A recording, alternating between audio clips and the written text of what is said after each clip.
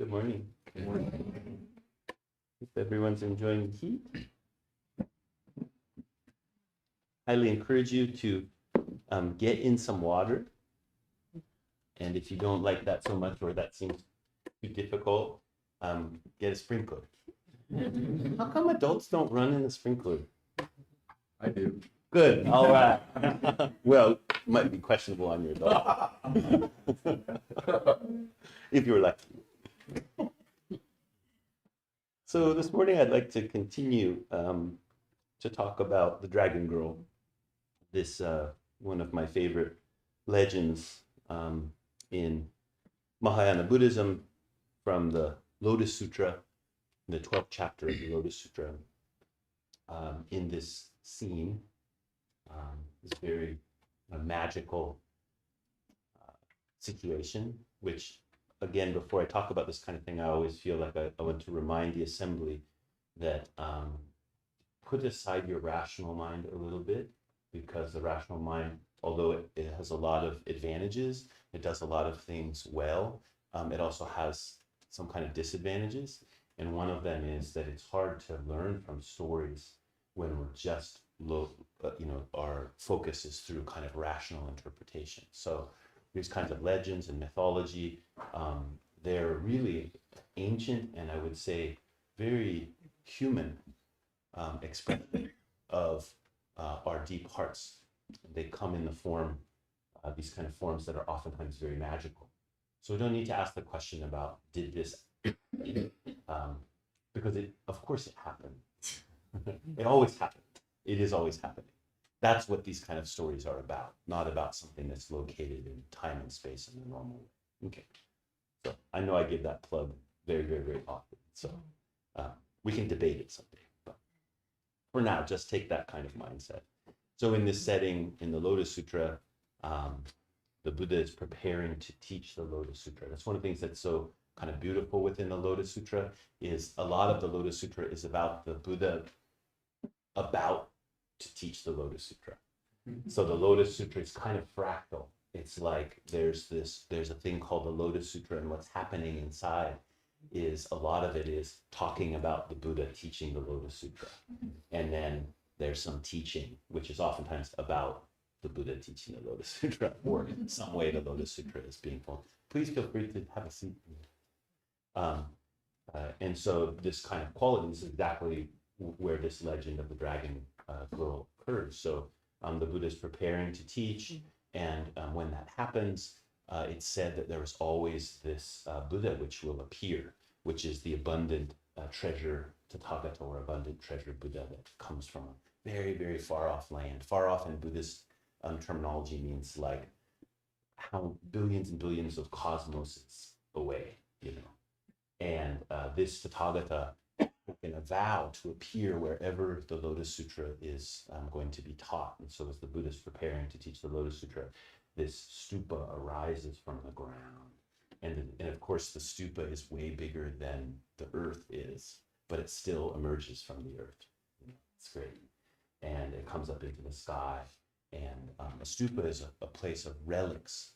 When a Buddha passes away or a sage passes away, their cremains or the parts of their body might be put into a building. You've seen this shape. It's a technology of South Asian spirituality, and so their remains would be put in there, and then people would walk around.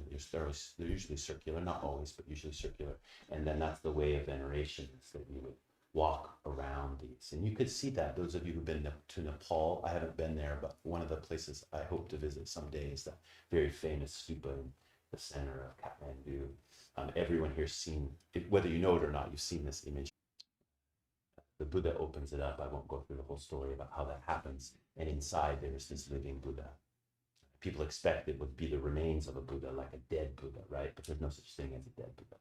And so the doors open up, and there is this abundant treasure Buddha, which Shakyamuni Buddha then joins him. And so there are these two Buddhas. And this is very important within the Lotus Sutra. Schools of Buddhism that are focused on the Lotus Sutra, if they have an altar, it's usually not just a Shakyamuni Buddha. It's Shakyamuni Buddha and abundant treasure. There's two of them. And this is an interesting thing to think about with our mind that is so about unifying things, right? We love that, right? The one ring that will rule them all has some problem. But that's our consciousness. That's a facet of our consciousness. It's not the only thing that we want to unify. And here in the Lotus Sutra, there is two Buddhas. And one of the attendants of the Abundant Treasures Buddha is called Accumulated Wisdom Bodhisattva. After this all kind of unfolds a bit, some questions happen, he says, "Hey boss, let's go home." Accumulated wisdom. And they listen to the word, it's interesting. Accumulated wisdom Bodhisattva. The great Bodhisattva, attendant of abundant treasures. He says, "Let's go home." And Shakyamuni says, "No, wait a minute. You should hear this very important teaching from our world. And it's a wisdom teaching. And it's taught by Manjushri, a Bodhisattva. You should listen to his teaching before you go." And just as he says that, they're there in front of the ocean, and Manjushri Bodhisattva emerges from the ocean and makes bows to the Buddha and steps to one side, as is the custom. And then there's this little conversation that happens between Accumulated Wisdom Bodhisattva and Manjushri, who's the Bodhisattva of wisdom. And so this is very interesting. Accumulated wisdom, which isn't a bad thing, but it sounds a little suspicious, right? Doesn't it sound suspicious? Accumulated wisdom Bodhisattva, you're like, that's pretty good. But it sort of seems like it could come and go, it's like you could pile up, you could accumulate. And here we have wisdom, the Bodhisattva of wisdom, who oftentimes our iconography of Manjushri is for the meditation hall, so it's sitting like this. But most common Manjushri will have a sword, right? Not a lot of accumulation in the sword. It's a lot of sharpness, a lot of piercing, a lot of going through, but not a lot of accumulation. So there's this conversation that starts to happen between Manjushri and Accumulated Wisdom, right? And he says, "Oh, where have you come from?" He says, "Oh, I've been teaching in the Dragon King's palace at the bottom of the Eastern Sea." Of course, where else would you be? And this also goes together with the legend. The legend is that we weren't ready, we meaning humans, we weren't ready for the wisdom teachings when Shakyamuni Buddha was preaching. So he didn't teach them to us. He taught them to the Nagas. He taught them to these serpent beings that live deep in the earth, deep in the ocean, and that he entrusted it to them. And over time, they made their way back into the human world. So again, loosen up the rational mind, just let that sit in there. What are these Nagas? It's an interesting question. And so, Accumulated Wisdom Bodhisattva says, "Oh, wonderful, how's it going?" And Manjushri says, "Oh, wonderful, many, many people have attained to the way." And as he says that, these countless bodhisattvas come out of the ocean and they take their place in this assembly, which is already unbelievable numbers of beings, right? They all take their place. Again, fractal. Again, the same things happen again and again and again in time and in space. Right? And there's all this anticipation. And so then Accumulated Wisdom Bodhisattva asked Manjushri, he says, "Is there such thing as just like waking up?" All these bodhisattvas, because they're talking about how they've practiced together for this countless eons at the bottom of the ocean. He says, "Is there such thing as just like quick awakening?" And it doesn't say this in the sutra, but I always imagine that Manjushri has a little grin on his face when he hears that question, kind of a wry grin. And he says, he knows like, oh, accumulated wisdom's onto something here. Maybe he's reached the edge of his own understanding, like accumulation will do, right? You reach the edge of it. And so he intuits there's something beyond. This is something we can really learn from accumulated wisdom, Bodhisattva. When you know, like, don't you know that you're kind of full of crap? I mean, just somewhere in your being, don't you just sort of know, like, you found your edge, there's stuff beyond it, there's all the stuff you don't know, and all the stuff inside, now you start going, I'm not sure, really, okay, we'll get back to that in a second. But, so he's right there at the edge, and Manjushri knows it, but Manjushri's a great bodhisattva. He knows that the way is not just to hack off his head, right? That's not the way. Manjushri's sword is very sharp. He doesn't need to go hacking anything. He's just going to meet very directly. He says, "Oh, of course. Have you not heard of the dragon girl?" And just as he says that, She emerges from the ocean, just like Manjushri did. And she is the daughter of the king of the kingdom where he had been teaching, Manjushri had been teaching. And she comes out and she makes bows and she stands to one side as the custom. And then this interesting conversation happens, where Shariputra, who's one of the attendees in the assembly, the representative of the monks, who practiced lifetimes of arduous training, and Shariputra says, "Come on, what are you talking about? This is your example of instantaneous enlightenment. This is your example of this kind of quickness." And so he goes on a little bit about this. And of course, he's sort of degrading her. First of all, she's a woman. Second of all, she's a girl. She's 8 years old. And that becomes Shariputra's criticism. I said last week, it's easy to just sort of bag on Shariputra. And in fact, he oftentimes plays that role in Mahayana stories. He plays a representative of something that's become calcified. It's become rigid. And that's important. It's really important. Things do become rigid. Even your most deep insights will start to become rigid. So you need Shariputra, you need the example of Shariputra, of what rigidity looks like, so you can talk about what's beyond. Just like accumulated wisdom knows there's something beyond. Shariputra is critical, but Shariputra is also there in the assembly. And he's saying, what are you talking about? This can't be right. He's reached his edge. Right? And so this is the really famous part of the story. Dragon Girl, Ryujo is her name in Japanese, sometimes Ryunyo. And she takes a jewel out from her robes, and she steps in front of the Buddha and she offers the jewel, and then she stands back to one side. And it's said, this is a very interesting line, I know I emphasized this last week too, in the sutra it says, the Buddha received it immediately. No flowery stuff. It says the Buddha received it immediately.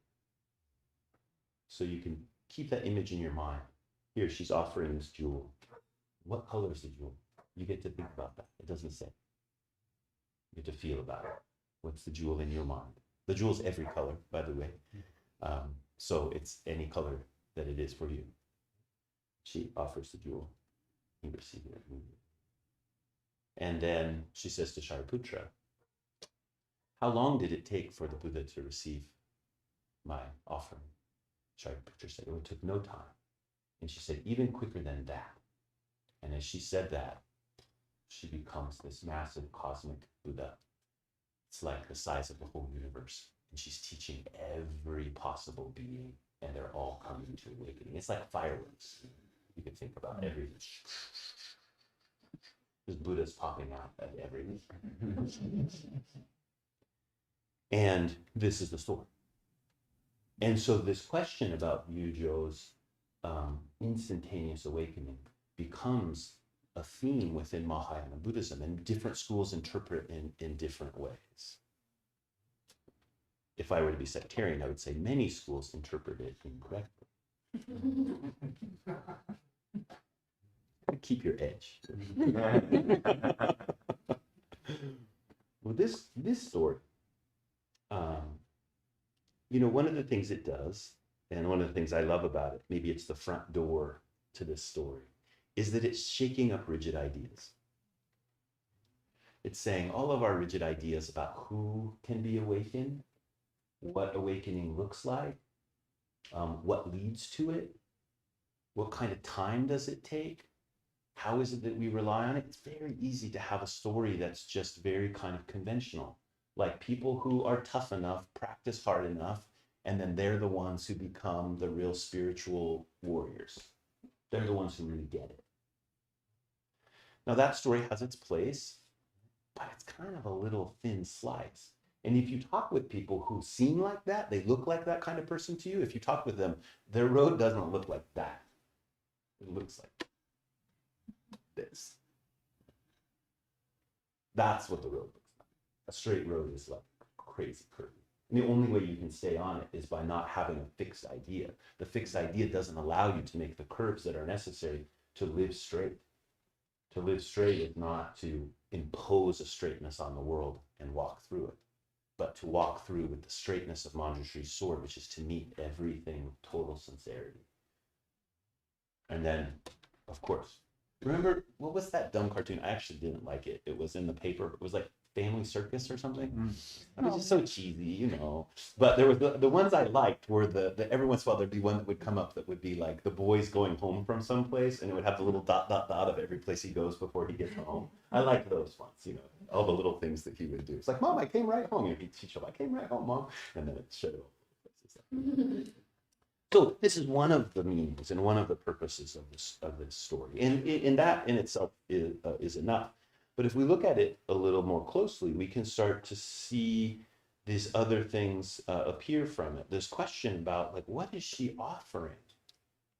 What is this true offering of this girl, which is about immediate awakening? It's not located in Shariputra's grid, right? Shariputra's map of the whole situation can't really deal with this dragon girl. And what is that? What's she offering? What's happening in that instant awakening? What of the willingness that she has to be so present and upright and to give this priceless jewel to the Buddha? And where did she get it in the first place? I mean, of course, she's the daughter of the king at the palace at the bottom of the ocean. There's a lot of jewels down there. So maybe she just picked it up on her way by the treasury as she left. But why is she heir to that? Why does she have that capacity? And what is a jewel anyway? What is value? These kinds of things start to come out. Now, one way we can look at spiritual practice, we could look at our spiritual longing, could look at our trying to take a better care of our life. It's another way to talk about that. Our life and the lives of others, both human and otherwise. That we're trying to realize value and care for it, value it. We're trying to figure out what's important. What should I do? What should I pay attention to and take care of? And as I do that, we become to understand what is valuable. And that process of questioning and then acting and seeing what the result is a very, very important one. That's actually got to be at the center of the spiritual path. Not doing what you're told, or someone giving you a map and saying, okay, this is what it's going to take, just do that, and then it'll all be good. If you do that, you can't actually walk the thing. It's not that the map is bad, it's just that you can't live in the map, right? The map can give you some pointers, but you got to do the walking. And as you're doing the walking, the map gives you some hints about how to navigate, but the terrain itself won't be the same as the map. Now, as we're building or cultivating something of value, usually the way we think about this is it's something that can be seen. There's some kind of a result that will happen that's located outside of me, either in time or in space or in both. So the result, if you think like right now, you know, I'm a slug. Actually, slugs are kind of cool. I'm a lump on the log, right? I'm spiritually not the way I want to be, whatever, however you think about that. And then you say, if I do these things, and then I will be, right? See how that's outside of yourself? It's outside of yourself in time. It's not immediate. It's like what you're going to become. It's your idea of what you're going to become. Or you see someone else, or you see some other way of living, and you say, oh, if I could live like that, then that would be good. And then I go to the spiritual gym, whatever that is, in our imagination. You know, I'm reading the right books, I'm doing some meditation, and I'm doing this and that and everything, you know, which is good, right? But we're setting it outside. In that type of situation, spiritual awakening takes kalpas. A kalpa, operationally defined, is the amount of time it would take if a bird flew down and touched the top of Mount Everest with its wing once every 1,000 years, how long it would take for Mount Everest to become totally flat. That's how long it kalpas. So it's not impossible. It just takes kalpas. And this is the mindset that Shariputra is. There's something outside. See, there's the Buddha. That's what awakening looks like. He can't see that the whole assembly, that the whole ocean, that everything is involved in the Buddha's awakening. And so it has to be infinite amount of time. And the argument that I would make here is that's often the type of setup that we're in. We don't value our own heart. We don't value our own place. And we set our spiritual expectations on something out there, either located in time or located in space. It's not that hard practice is unimportant or not good. It can be good. It's not always good. But the point here is, what's the heart of the matter? It's good to have a plan. Maps are good. All those things are good. But if the heart of the matter is placed outside, then you're lost. Then you're lost. You can do all of these things, but you won't actually keep doing them, right? You'll do them for a while. You'll keep the commitment. You'll go to the gym. You'll get puffed up a little bit. You'll have some inside, but you're not really invested in the right way. And I think this is one of the things that this story is teaching us about. Don't wait. Don't wait to be better. Don't wait to be more calm. Don't wait to be more collected. Don't wait to be more like, what's that thing we're always recommending people do? Let go. Like better at letting go of your difficult emotions, all those kinds of things. Don't wait for that. If you wait for that, it's a sign that you're setting something outside. And when you do that, then time just expands and expands.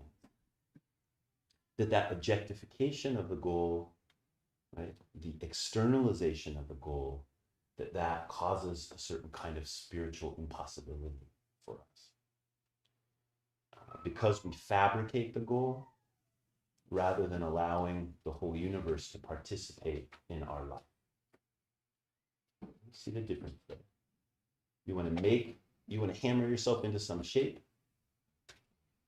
That's not the Buddhist path. The Buddhist path is that this whole assembly, including the stupa in the air and all these beings that have come from unfathomable places, that they're all participating right in this moment as your heart. That's not fabrication, but it takes a great bravery to allow your heart to function in that way. Now, the dragon girl knows another way, other than this kind of plodding through. She knows about intimacy. She knows about heart. She knows not just about what you see, but how to see. Now, this is a big, really important shift in our way of thinking about practice. We're so focused on results, we're so focused on how are things becoming, that we get latched on the objects of perception. I feel this way. I have this experience. Okay? All of those things are important, but she's showing something different. It's not about what you see, it's about how you see it. What is the function of seeing? What is vision? What is experience? What is consciousness? What is heart? And heart is the organ of vision. Our heart is not an emotional secretor. This is a kind of thing that we think sometimes, which is really damaging to our sense of self. We think emotions are kind of like extra, or kind of like a pain in the butt. They are kind of a pain in the butt sometimes, except when they're good, you know. And then they're a pain in the butt because you ignore stuff that you shouldn't, probably, because you're just, happy or whatever. But we think that it's all kind of extra. And if I could clear it out, if I could clear out the emotional difficulty, that's where the serene Buddha would be, right? Again, not allowing the participation of everything, but saying, oh, I know what a Buddha looks like. It looks like the unemotional being, which is just upright and shining. So if I could just get rid of all these things, that would be good. And so our idea about the heart gets stuck in this idea of emotionality and the secreting of emotionality. And if we could just be detached from that, then we would be better off. Now, it's true. Facing reactivity and finding a way to make a little space around emotional reactivity, super, super important. That's really different than cutting off emotions. Actually, that's the way that you become more aware of your emotions, not just controlled by your emotions. And so that deeper appreciation of emotion, which is what we normally think the heart is the organ of, start shifting from, well, how am I feeling about this, to how am I feeling? Not what is the content of my feeling, but what is the way in which I'm feeling? How am I visioning? How am I seeing? How am I smelling? How am I tasting? The way in which, not just the contents of. This is intimacy, right? You see, when you take stock of what you've experienced in whatever story you make about that, it immediately becomes out. And intimacy is this thing in which there's nothing extra. There's no second being to make the record. There's no scribe. Where do sutras come from? No scribe. So, this heart, this organ of vision.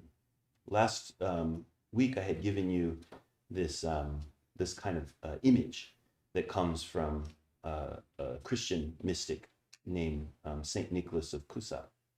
And I told you the story about what he was writing to some brothers in a monastery, and he was giving them some advice about their spiritual practice. And before he goes through the steps of what it is that they're supposed to do, the teaching he's giving them, he says, first I want you to take out this icon which I've sent you. He sent it with a scroll that had an icon, an image on it. They don't know what the image was exactly because they don't have it anymore, and he doesn't specify, but it must be a saint or an image of God in some way. And he says, perhaps you will hang this on the north wall. I love that part.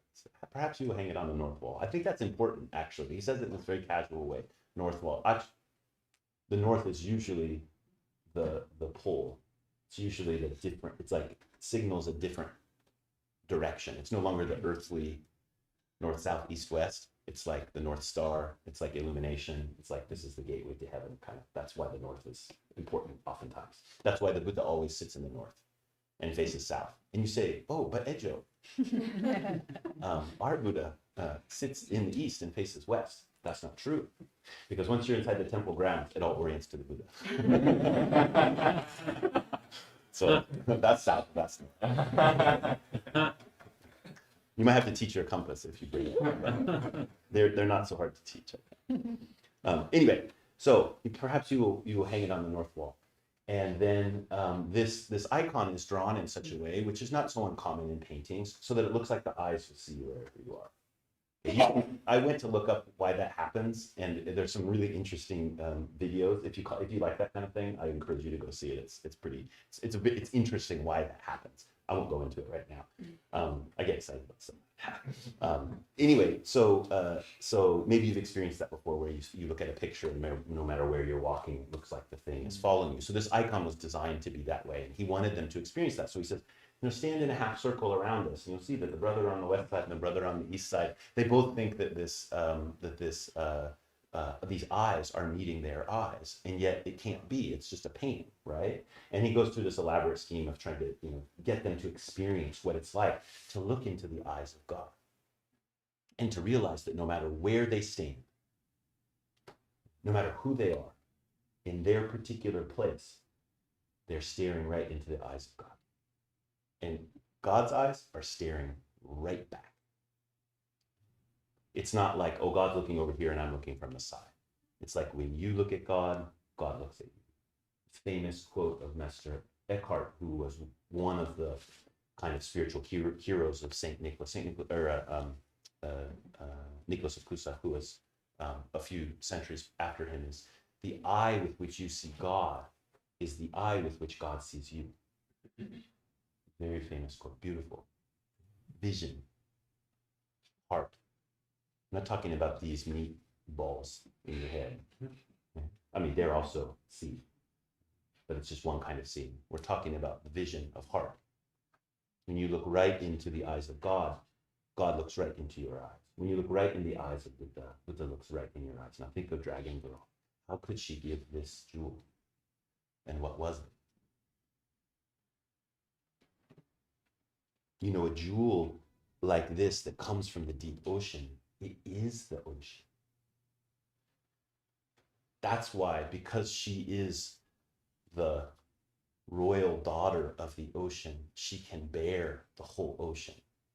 Right? Her father is the king of this whole eastern sea. right? It's all his domain. If you grew up in a kind of more feudal society, that's what you would think of. The king isn't just the person who happened to be on the throne.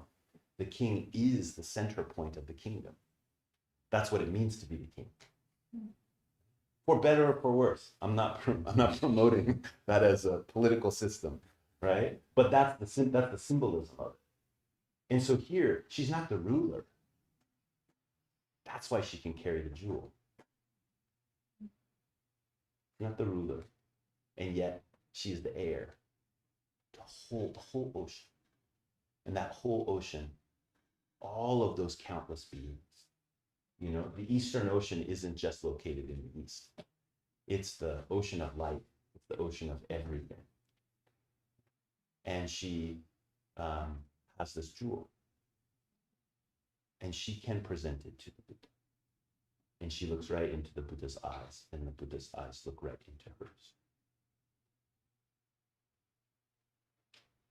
Billions of years are one instant.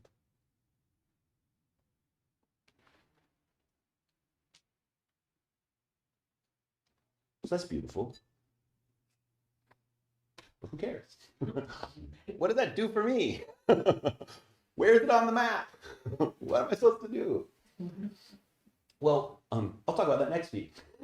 Actually, I will. But let me give you a few words of direction, and then we could have a little time for question. Is think about how much splitting we do. You know, like we realize our lives are kind of messed up. I mean, that might be on a personal level, or it might be on a social level, or it might be on a interpersonal level, or it might be on a relationship with the planet level. I mean, there's all kinds of places in which we can see that there is this something I want to do. I want to uncover something else, something which is more in harmony, something which is more aligned, something which is more fulfilling for me and for the world. And so we should feel that way. Actually, like Ashwagandha says in the Awakening of Faith in the Mahayana, you know what he says the first step on the path is? You know, love this. Loathing. Loathing. That the translator picked that word really nicely. Loathing. Loathing the world.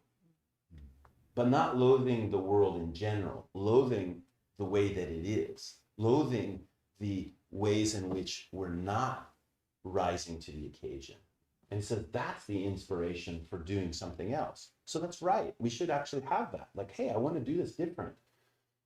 But in the next step, what we almost always do is we start cutting the ocean apart. And again, it's our own, like my own power to craft what it is that I think I'm supposed to be. And here the Dragon Girl is showing something else. She says, no, this ocean, you don't get to hack any piece of it off. If you hack any piece of it off, there's nothing to offer the Buddha. It's nothing. And then notice here how it's not just about her. One of the things that we also do is we live, particularly in our cultural time and place, we've come up with a very strong narrative that it's your responsibility to figure out what it is yours to do. And a lot of that's really great. Like my wife and I were raising our kids, we took really extra effort to be like, you can do what you want and we'll help you. And I'm so glad that we did that. But there's a dark side to that. You grow up in today's society and you have people telling you, you can be whatever you want. So what the hell's wrong with you? No one says that. Well, some people say that. But that's the pressure that you get. It's not like, let's do it together. It's like, you need to figure out what you're doing. And that message is so strong now that the kind of anxiousness that so many people are thrown into, I think has a lot to do with this. We're alone. We think that doing what it is that's mine to do is something we're going to figure out on our own. No, it's the whole ocean. It's the whole ocean, including a whole bunch of pieces of the ocean, like your dad who might be a blowfish, and your sister who might be an octopus, and whatever else is there in the ocean with you. You know, your little brother might be some of that sea foam, you know, whatever it is. But there's all kinds of beings there that are helping you know what it is that your life is about, what your offering is, what it is for you to look into the eyes of awakening. because those eyes will definitely look back. And so this is what meditation offers us, not the gym that's going to, just get you to lose the 30 pounds or whatever it is that your goal is. But it's actually something different than that. It's not devaluing yourself in time and saying that where you sit now is not enough. How are you going to get to where it is? Because that's the first thing that happens when you start seeing there's a problem. It's saying, no, let's become more intimate. And with that deeper intimacy of my own being, I can walk from there and something happens immediately.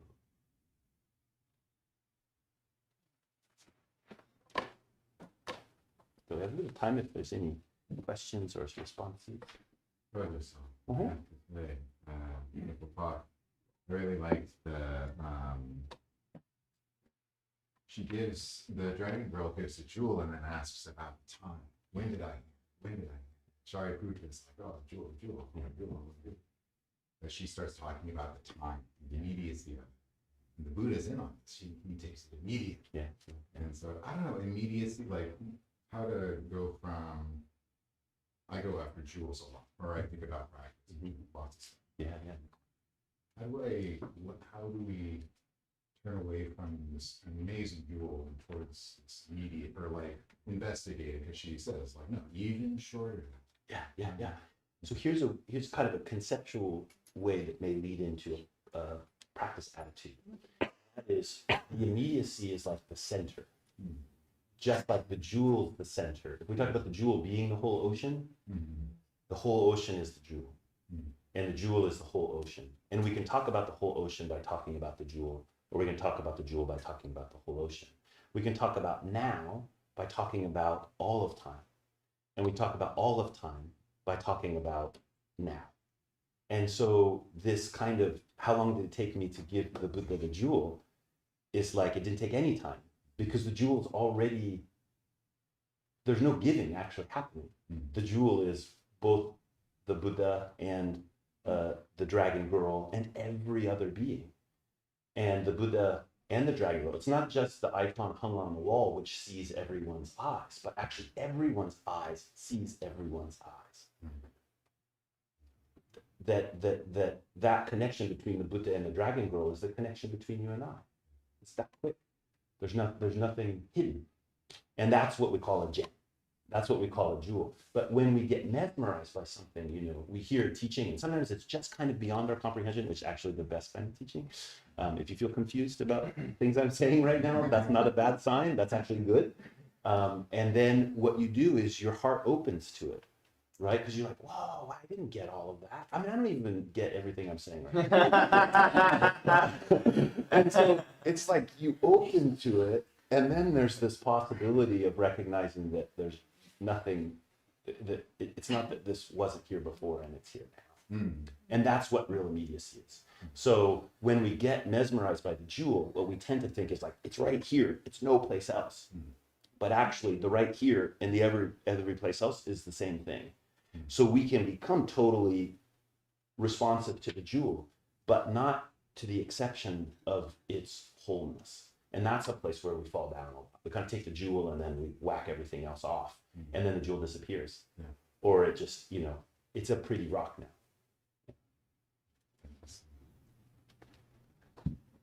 Was there something? I was hoping to hear more about like the fact I was wondering what you would say about the fact that she's a dragon. The fact that she's a dragon girl and what the dragon image has to do with like the intimacy with the whole world and everything. Yeah. So I use the term dragon, which would be the typical term in Eastern Asia. The term in Sanskrit is naga or nagi or nagini. Sometimes sometimes the word's gendered like that for male and female. Actually, if you look around the world, you'll see that these serpents are everywhere. They're in all cultures in some way or not. They come through the mind of humans, and we don't need to know why. We just know that they do. And so in the case of Buddhism, they have many different activities in different places. In the case of Buddhism, it's recognized that some of these dragons are helpful, and some of them are aligned with the Dharma, and they are sometimes teachers of the Dharma and receptacles of these deep teachings. Other times, they're monsters, and that can mess you up, right? So there's all kinds. It's not just that because it's a dragon is necessarily good. In East Asia, they're particularly, they show up a lot in the symbolism of being able to, or being the bringers of storms. So they will dance in the sky, and then these storms happen. That's one thing. They usually have a jewel. That's across many cultures, or many jewels. They hoard treasure. The ones that are accomplished in the way know the truth of the treasure, like the dragon girl, and then they know what to do with it. They know what to do with value, and so she's giving a example of that here by making an offering. But many of them would hoard what is valuable. So sometimes that's what's happening with the dragon too.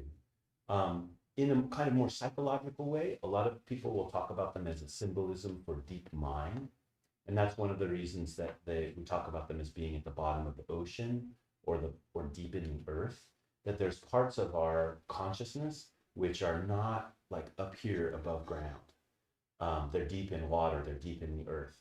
And if we think about that in a kind of metaphorical way, it's like the deep heart mind of our being. So when Shakyamuni Buddha was preaching the Prajnaparamita Sutras, the wisdom sutras that the humans weren't ready for, one way we could understand that, and it's just one way, is that yeah, he was teaching them, but he was like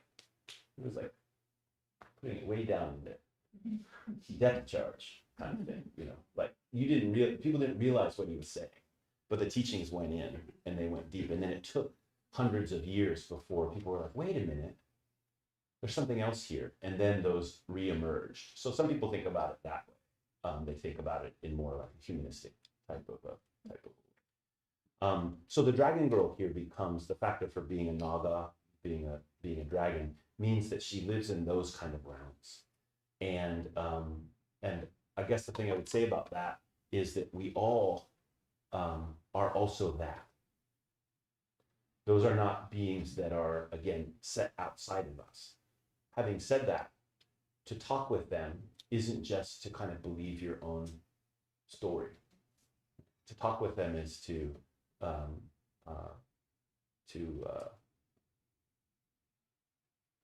care for a relationship that is very, very intimate, but respectful, that there is a force that's alive, that's not just under your conscious mind's domain, so to speak, like there's another kingdom at the bottom of the ocean. So that's a little bit. Like, maybe time for one more. Oji-san. So much. Maybe almost too much. This is like a commercial for the Lotus. I think that's my question. I mean, I can elaborate. Yeah. So one of the things I love about these legends that come from the Lotus Sutra and the sutras that kind of follow in its similar vein, they're visionary sutras. And what I mean by visionary is they're going to give us all kinds of vision. They're going to help us find out what vision is by giving us all these stories, which are so much. And like Lotus Sutra is pretty tame compared to the Flower Garland Sutra, for example, that Shanae was teaching on in the spring. And so there's a way in which it can just kind of get to fatigue or exhaustion to try to handle all of it. But that's part of what the sutra is leading us to. Just like accumulated wisdom bodhisattva, it's kind of leading us to the edge of what we can hold in our mind. And because for the most part, if you grew up in North America, we're highly educated. We've seen more images than a human would see in their whole lifetime in a week.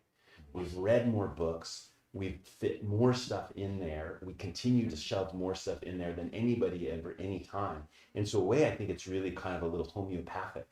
It's like okay, you want to see full? You think like the 10th season of Game of Thrones is complicated?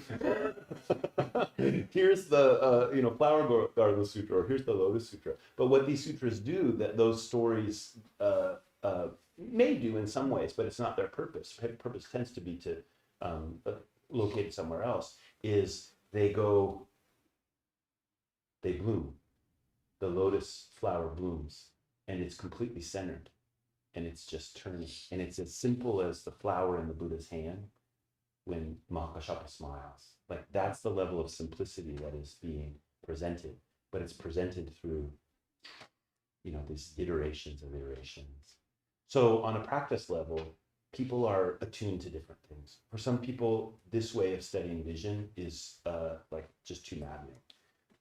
And so, you have to listen to my talks when I talk about it. Well, you don't have to, but then you kind of think, but I would encourage everyone, especially if it feels like a little too much, walk up to the edge of too much, and then kind of feel like, is it too much because the sutra is too much, or is my life too much? And the sutra is just kind of a mirror of what too muchness is. And then the other thing on a practical level, I would say is, I can speak about this in this way because this legend is my legend now, because I've lived with it for a long time. And so all those little questions that I'm bringing out or whatever, those are questions of my own heart, and I'm just sharing them with you. Yours will be your own.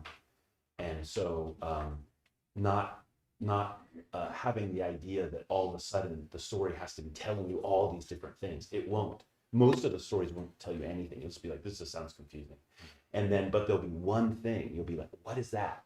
And then if you stay with it, you'll start seeing how all these things that seemed insignificant, this little detail, like, why are there chimeras in the assembly? You know what chimera is? It's like a monster of all these different things that are like put together, like a hawk's head and a dragon's tail, and talons of a Garuda and all those different things. So why is that there? And at first you're just like, well, because they were thinking of all the weird stuff they could put in the assembly, which is probably true. But then after a while, then you start seeing like, oh, there's something about that. Yeah. So I'll just encourage you. Actually, my way name means Buddha Chimera. So my Dharma name is Ejo, which means embracing purity, and my way name. Sometimes you have two names. A person who's a teacher, they'll hold two names. And mine is Buddha Chimera. Yeah. So my teacher wanted me to, he said, the thing with a chimera is it can go anywhere. It can run on the bottom of the ocean, and it can fly in the sky. It can go across the land very quickly. So he said, you will be like that. You go back to America and teach the Dharma. And I'm not sure if he really thought deeply about the part of having, all these beings that were hacked apart and sewn together. But, it's always a front side and a back side.